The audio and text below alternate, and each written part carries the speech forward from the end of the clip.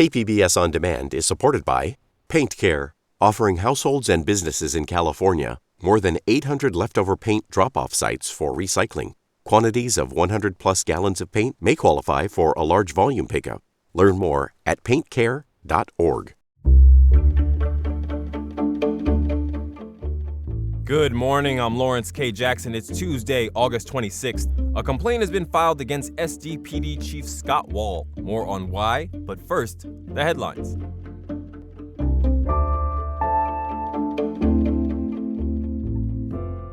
Classes are starting up again this week at Cal State San Marcos and also at the campus we broadcast from, San Diego State University. SDSU once again set a record for its number of incoming freshmen, topping the previous record set last year at more than 6,600.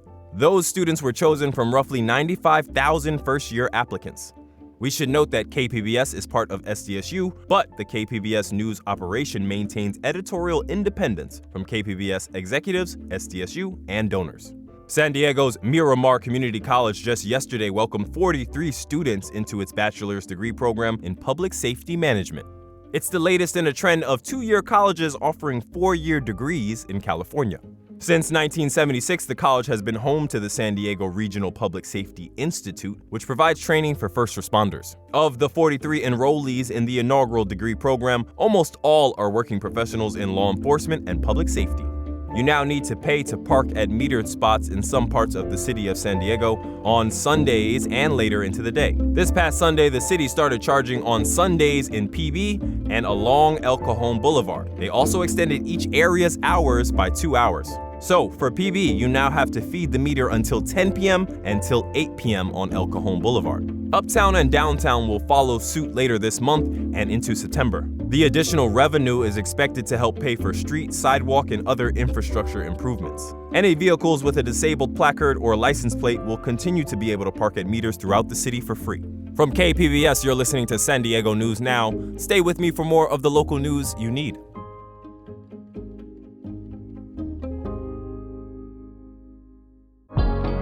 KPBS On Demand is supported by Bill Howe Plumbing, Heating and Air, Restoration and Flood Services. Family owned and operated for over 4 decades, Bill Howe has been serving the plumbing, heating and air, and water damage needs of the San Diego area since 1980. With their fleet of trained professionals, Bill Howe has the ability to service all major and minor plumbing and HVAC emergency needs 24 hours a day, 7 days a week. Bill Howe is committed to providing excellent service to their customers with transparent quotes and attention to detail on every job. Whether you're in need of an HVAC installation, plumbing, or water damage restoration in San Diego, they offer the convenience of scheduling an appointment over the phone, online, or through live chat on their website. Call 1-800-BILL-HOWE or visit BillHowe.com because we know how.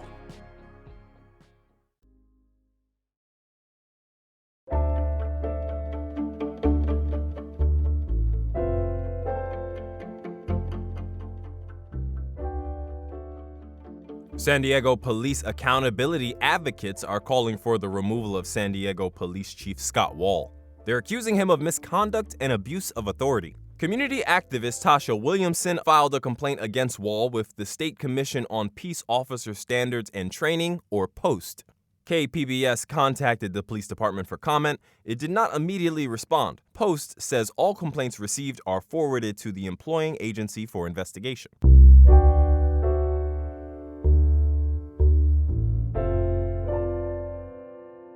Meanwhile, a San Diego County supervisor is calling for major changes to how the county oversees law enforcement and youth detention facilities. Health reporter Heidi DeMarco says the proposal is aimed at strengthening transparency, accountability, and dignity in county detention facilities. Supervisor Monica Montgomery Stepp says reform is not just about safety inside facilities. People incarcerated in our jails are still members of our community, deserving basic dignity and the full protection of their constitutional rights. The reform calls for expanding the Citizens Law Enforcement Review Board's authority to not only investigate deputies, but medical staff in case of in-custody deaths, and to phase out the use of pepper spray. No child should be sprayed with chemical agents in the name of discipline or control. The proposal also seeks to reduce the use of solitary confinement, trauma-informed de-escalation training, and a new subcommittee to review juvenile facilities, which would include Montgomery Stepp and Supervisor Paloma Aguirre. Heidi DeMarco, KPBS News. Change is coming to Clairemont. San Diego city planners recently released a draft update to the Clairemont Community Plan. It would rezone many of the neighborhood's strip malls and shopping centers for higher density housing. But Metro reporter Andrew Bowen says in western Clairemont, by the Blue Line trolley stations, the neighborhood would remain mostly unchanged. So right now we're standing in the Home Depot shopping center. What I'm seeing right now is a lot of empty parking spaces. Ian Grooms is a lifelong resident of Clairemont. We meet at a shopping center at Genesee and Balboa Avenues, where city planners are proposing what they call a community village. Acres of asphalt could be replaced with a mix of apartments, retail, offices, and public plazas. Grooms is all for it. I think it's important for us as a city to turn underutilized parking spaces into possibilities. There are so many people who can't even afford to live in Clairemont. They can't afford this $1 million neighborhood. Grooms developed an interest in urban planning after watching his neighbors rise up in opposition to a number of affordable housing developments in Clairemont. We see one of them just across the street. So many people were concerned about that development. They were concerned that it was going to, ruin the character of our neighborhoods. And then what is it doing? It's actually providing a roof over people's heads. It's allowing people who are at risk of homelessness to have a home at night. Despite all the additional density proposed for central Clairemont, the vast majority of the neighborhood would still be zoned for low-density single-family homes, including right across the street from the Blue Line trolley. I feel it's more of a political capitulation than it is smart policy making. Nicole Capritz is executive director of the nonprofit Climate Action Campaign. She recalls more than a decade ago, San Diego was debating whether to allow taller and denser development around the future trolley stations in western Clairemont. Taxpayers were spending $2 billion extending the Blue Line, and the city wanted to let more people live within walking distance. But the backlash from homeowners was fierce. People's belief in the worst case scenario from their perception sort of drove the conversation. And I think then it made the city uncomfortable and nervous and kind of shrink back. Capritz appreciates the small pockets of density the city is proposing immediately adjacent to the trolley stops. But she says it's not enough. San Diego has one of the most popular light rail systems in the country, according to national ridership data. Banning apartments or even townhomes just a 5-minute walk from that transit doesn't make sense to her. The city has goals around housing, which they're nowhere close to meeting. The city has goals for how they're going to reduce carbon pollution, which they're nowhere close to meeting. And we have this deepening affordability crisis. And so when you marry all of these challenges, the city can't really respond with small fixes. The debate over transit-oriented development is not isolated to Clairemont. State lawmakers, frustrated by the slow pace of home building, have proposed SB 79. It would overrule local zoning to allow apartments of up to 6 stories within a quarter mile of a trolley stop. We need more affordable housing in California, but Senate Bill 79 is not the answer. This video from a group called United Neighbors shows AI-generated images of towers popping up in suburban neighborhoods. SB 79 will impact everyone, everywhere. We don't need to ruin the neighborhoods we have to get the affordable housing we need. We have valleys and different topography that only local people know. Marcella Bothwell of Neighbors for a Better California says local planners know better than state lawmakers what their communities need. When you're in Sacramento, you don't know what's going on the ground. You don't know the topography. You don't know the conditions or concerns. And so you have to listen to people who are living there. I distinctly remember coming to this parking lot to pick out my Christmas tree every year. As Ian Grooms enters the workforce, he's left wondering whether his life in Clairemont will become just a childhood memory. For me, as somebody who just graduated college, it's extremely important for me to find an affordable home. I can't afford many of the homes in our region. And for me, this is about making sure that I can live in the city that I love and in the community that I love. The Clairemont Community Plan update is expected to go before the City Council in the fall. SB 79 awaits a vote in the State Assembly. Andrew Bowen, KPBS News. This year marks the 25th anniversary of In the Mood for Love. The art house classic will be playing at Digital Gym Cinema through Thursday. Cinema junkie Beth Accomando has this tribute. In the Mood for Love turns 25, and it's only grown more intoxicating with age. Hong Kong filmmaker Wong Kar-wai compares his films to jam sessions improvised on the spot. I'm the band leader. I'm just keep everything in tune already. He starts with just an idea and writes dialogue on the set as he shoots. Sometimes he leaves a scene completely free of dialogue, says actress Maggie Chung. But he's just constantly suggesting to the audience what's going on between them, and it leaves a lot of space for the audience to imagine the rest.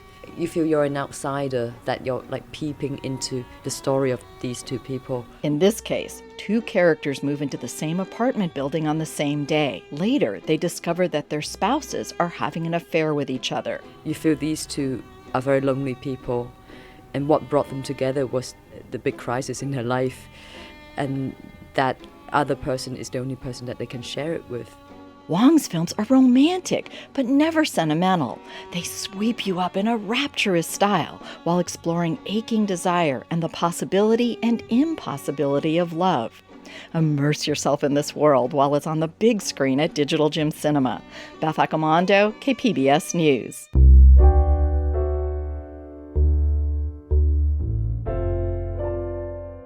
San Diego Zoo officials have said the past 2 weeks have been one of their most challenging periods in recent memory. On August 14th, Kaluk, a 24-year-old polar bear, and Nikki, a 28-year-old Maasai giraffe, were euthanized after mounting health problems. 4 days later, the zoo lost Maka, a 30-year-old gorilla, after a cardiac event. Artist Paul Jimenez of Ground Floor Murals decided to honor them with a new mural. These animals in particular have brought me a relationship with my mom. They've given me more reason to care about the planet. They've given me knowledge and excitement. Hopefully this isn't my way of paying them back, you know.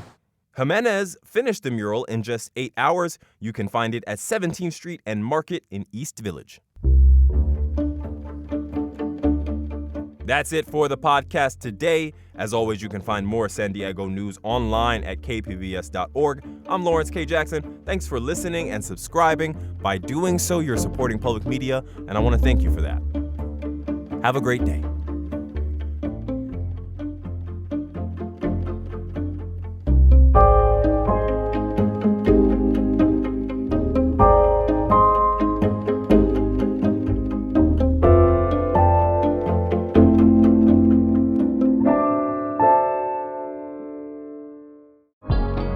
KPBS On Demand is supported by Bill Howe Plumbing, Heating and Air, Restoration and Flood Services.